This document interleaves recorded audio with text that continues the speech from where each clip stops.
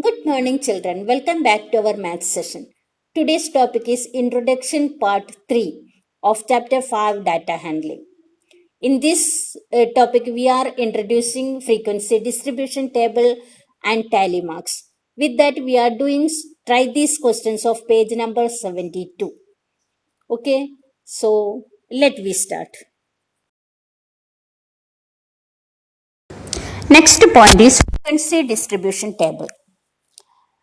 Now we have discussed quite about data, right? Let us now talk about organizing data. The moment we think of organizing data, the first question to comes to our mind is why do we organize a data? Isn't it? So let us try to understand the reason behind organizing data using this example. Okay. So what do you see on the screen? You can see a bunch of people, a group of people. Now we have, just for the sake of convenience, we have named them as A, B, C, D, E, F and so on. Okay. So you have so many people and they were a survey which was conducted to know which is the favorite fruit of each one of them. Then some of them told apple, some told orange, some told grapes. See, different people had different choices. Some are told mango, like that, isn't it? So, looking at this, whatever on the screen, if I ask you which is the fruit that is liked by most of the people, or which is the fruit that is disliked by most of the people, do you think that you will be able to answer at once? Is it very easy to answer this question? When here the data is still lesser because here you only have people from A to L, something like, yeah, somewhat like 10 to 15 people.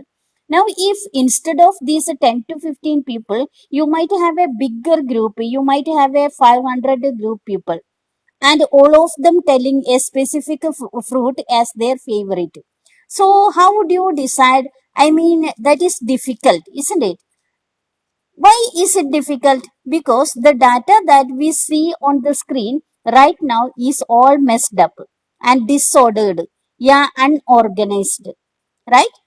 What do we need to do? We need to organize the data because organized data helps us to interpret the data. The information is obtained easily from an organized data. Not only that, here when you look at the screen, you see that there are certain data which gets repeated over and again, right?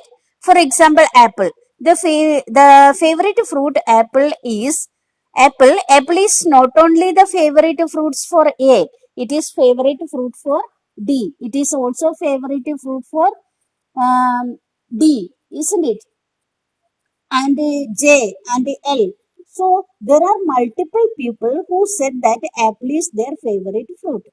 So here on this table, we see that apple is a data that is getting repeated again and again, right? So now we will make use of these things, these small things we observed here. We will organize them in a better way when you organize the data.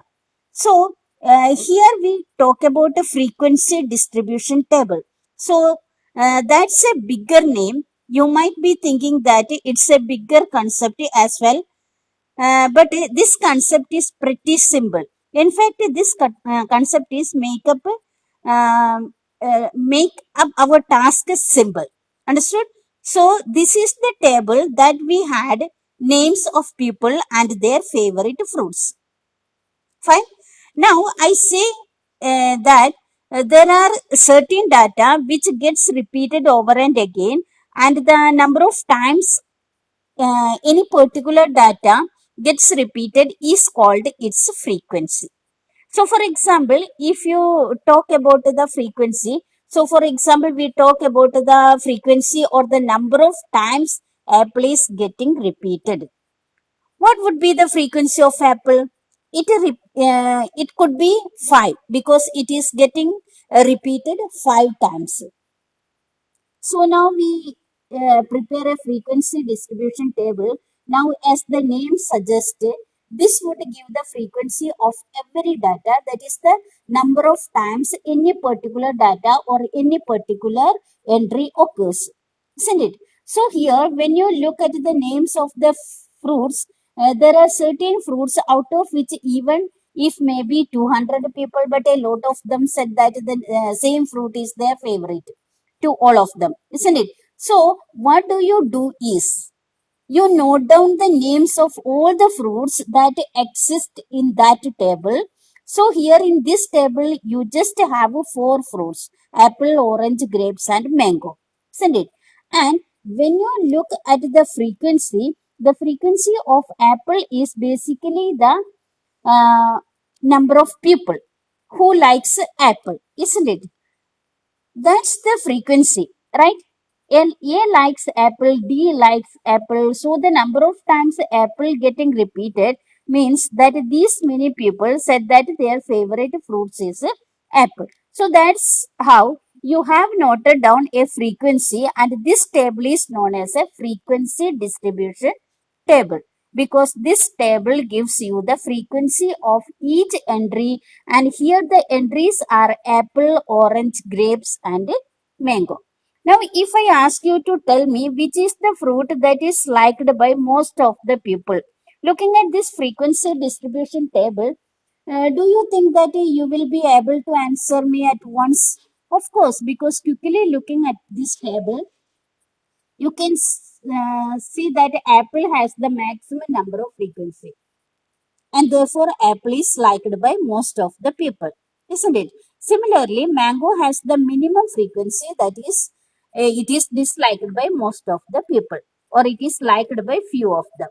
So we can say, looking at this table, instantly that apple is the most liked fruits and mango is the disliked one, right? So what did you observe?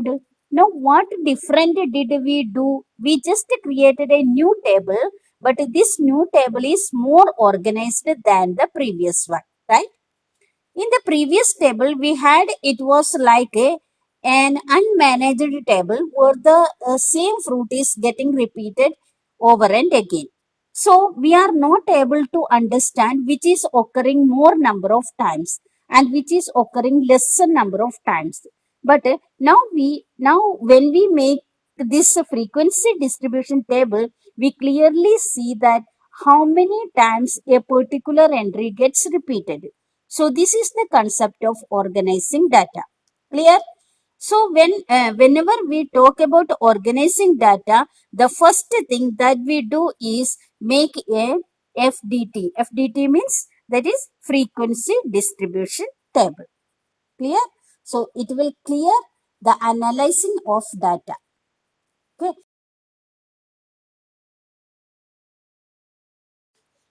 Now, you might be thinking that what would happen if the frequency is very high? Because here the example that I had taken were, I said that the entry for apple is repeated 5 times, the entry for mango is repeated once, like that, isn't it? So these are smaller numbers, right? So we can very easily count them. But let's say that if a particular entry gets repeated maybe 30 or 40 times, maybe 500 or 600 times. So do you think that it would be easable to count how many times that entry has repeated?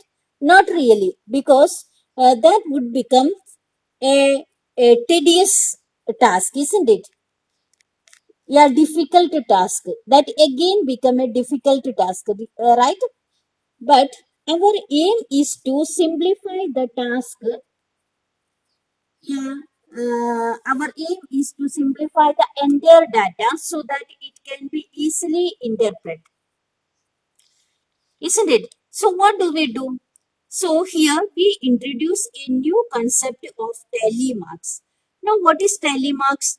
Tally mark is nothing but it's a symbolic representation of the frequency of each entry. Now, this symbolic representation will help us, will make our job a little easier to make the frequency distribution table. So, let's see how do we make use of tally marks.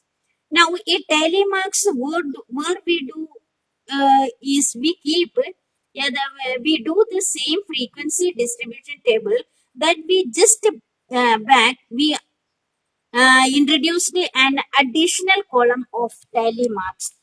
And in this tally marks the frequency which we have written as 5331, right? And so on. Instead of writing them in numbers, what we do, we just keep drawing lines. And there is a specific pattern which we draw this line. So let's say that start counting how many times apple occurs. So first time, second time, third time, fourth time. When it fifth, we will cross it. And again sixth time, seventh time, eighth, ninth time, and again 10th time we cross it. And that is how we mark the tally marks. Yeah, we make the tally marks. Clear? Now looking at this, while you were counting the frequency for each entry, tally marks are the one which you keep drawing, so that it was forget even it is some 50 60 times. When later you want to fill these columns of frequency, what do you do? This entire that entire means would mean 5. Again this entire thing would mean 5.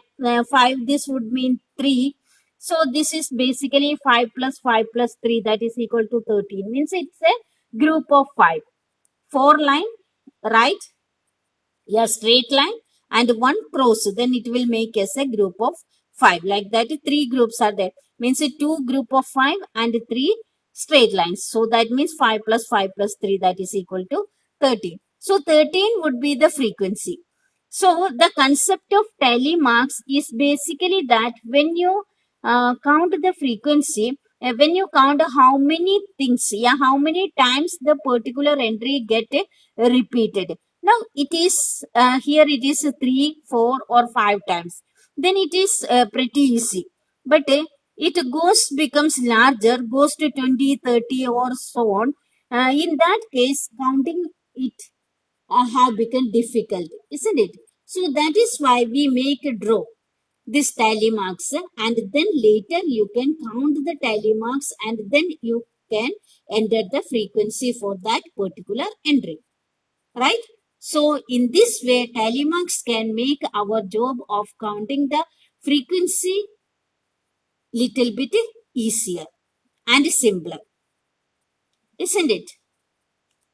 Let's see. Now let me see the try this question of page number 72. It is related with the frequency distribution table. Okay. So let's make a frequency distribution table. Here there are a fixed number of students in a class. So they were asked this question. Isn't it? A group of students were asked to say which animal they would like most to have as a pet. The results are given below. That is dog, cat, fish, cat, rabbit, dog, cat, rabbit, dog, cat, dog, cat, cow, fish, rabbit, dog, cat, dog, rabbit, cat, fish, and dog. So the question is make a frequency distribution table for the say. Okay. Now what do you observed? Looking at this table that is given here, what do you observe? You observe that there are certain entries which are getting repeated over and again, right? For example, cat. It exists here, so on. And what does that mean? That means multiple students have told that they would like which animal they would like to have cat as their pet, isn't it? And the same thing for other animals also, because we do say that means animals are getting repeated again and again. Now first let us make a list of all the unique entries. What are the various options that have been chosen by the students? Let us list down the name of all those animals. So, dog, cat, fish, rabbit, and cow. So, these are the animals that we see in this entire set of data, right? So, there is nothing else other than these animals.